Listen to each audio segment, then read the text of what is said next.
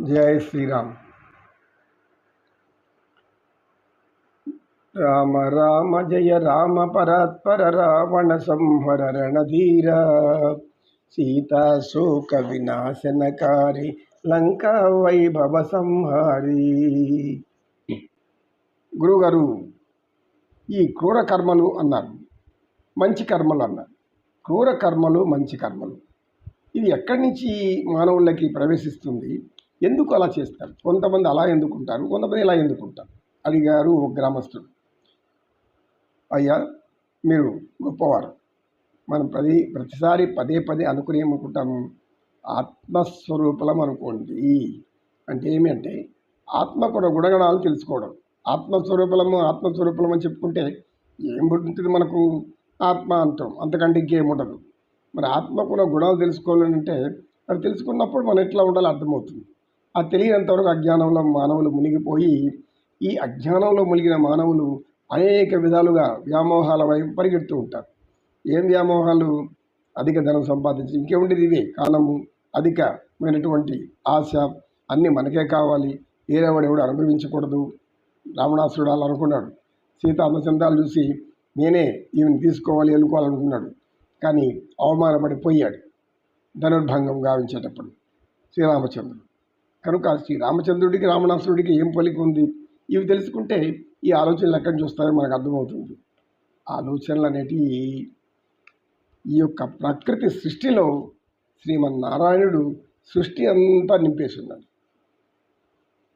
ఉదాహరణకి పూర్వకాలం రేడియోలు ఉండేవి, మా కాలం తర్వాత వచ్చే టీవీలు. మేము చిన్నప్పుడు రేడియోలు.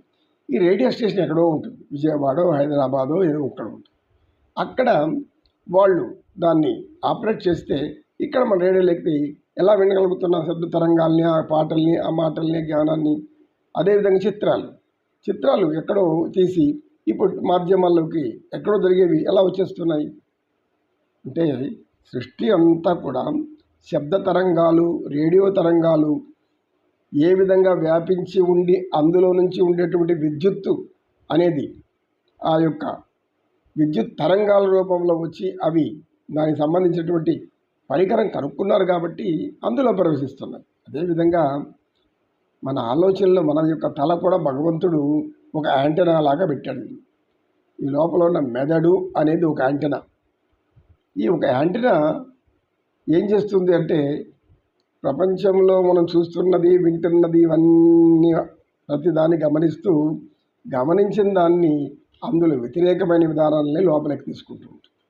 ఎందుకంటే వ్యతిరేకమైన పనులు, వ్యతిరేకమైన విధానాల్లోనే ఆనందం ఉంటుంది. అందులో అధిక సంపాదన ఉంటుంది, అధికమైనటువంటి మోసాలు ఉంటాయి, కుట్రలు ఉంటాయి, కుతంత్రాలు ఉంటాయి, ఇంక చెప్పుకోవాలంటే ఇవన్నీ ఉంటాయి. వ్యతిరేకమైన ఆలోచన. తక్కువ మంది మాత్రమే అనుకూలమైన ఆలోచనలు తీసుకుంటారు. అంటే ఈ సృష్టిలో మన మెదడుకి మంచి ఆలోచనలు వస్తాయి, చెడు ఆలోచనలు వస్తాయి. ఎవరు ఏ ఆలోచనలు కావాలనుకుంటే అవి వస్తుంటాయి. ఎందుకు? బుద్ధి కర్మానుసారం. కర్మలు మనం ఏం చేసుకుంటూ ఉంటే ఆ కర్మల బట్టి బుద్ధి ప్రవర్తిస్తుంది. అప్పుడు ఈ యొక్క తరంగాల రూపంలో ఉన్నటువంటి ఆలోచనలు మహాశక్తివంతమైనవి ఆలోచనలు అనేది కూడా ఒక శక్తి. ఏ విధంగా విద్యుత్ శక్తి, అయస్కాంత శక్తి, ధనధ్రువము, రుణధ్రువం అనే శక్తులు, అణువులో పరమాణువులు, ఎలక్ట్రాను, ప్రోటాను, న్యూట్రాను ఏ విధంగా విభజించబడిందో ఏ విధంగా ఈ యొక్క ఆలోచనలు కూడా విభజించబడి ఉంటుంది. ఈ ఆలోచనలు 4 విధాలుగా ముఖ్యమైనదిగా చెప్పుకోవచ్చు. మొట్టమొదటి ఏమిటంటే అత్యవసరమైన ఆలోచనలతోనే మనం జాగ్రత్తగా ఉండాలి. ఎందుకు?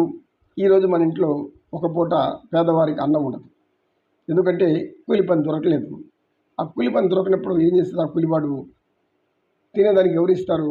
ఎవరు ఇవ్వరు. ఎందుకంటే పేదవాళ్ళు అంటేనే ఒక హీన స్వభావం కలిగి ఉంటారు.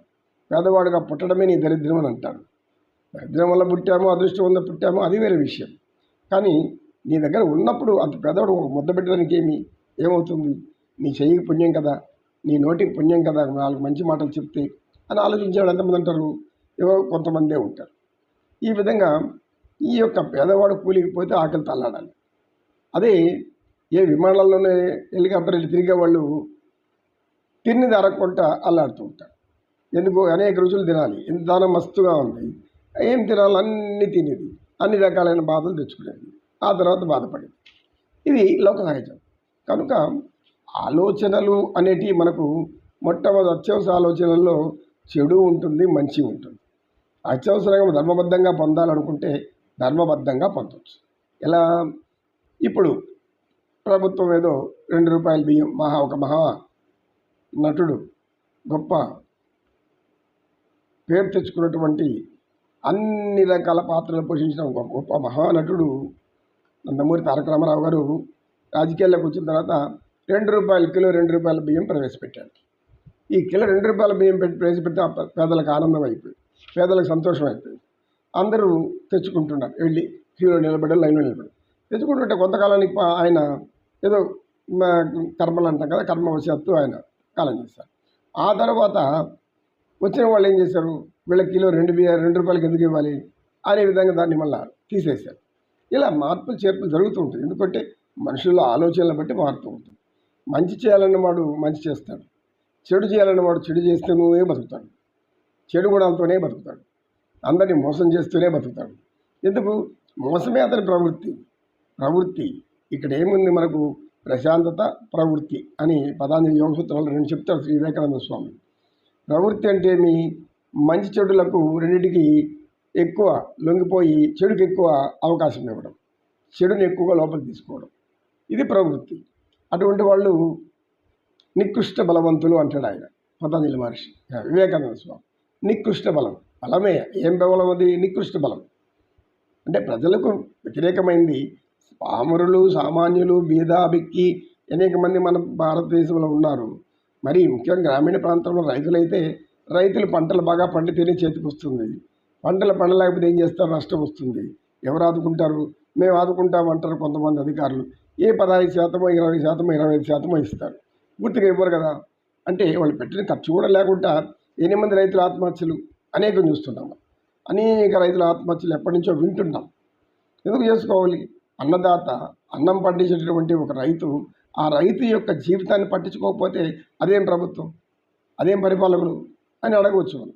కానీ మనం అడగకూడదు, ఎందుకంటే అడిగే అధికారం లేదు. అధికారంలో ఉండే వాళ్ళని ప్రశ్నించకూడదు ఎప్పుడు కూడా.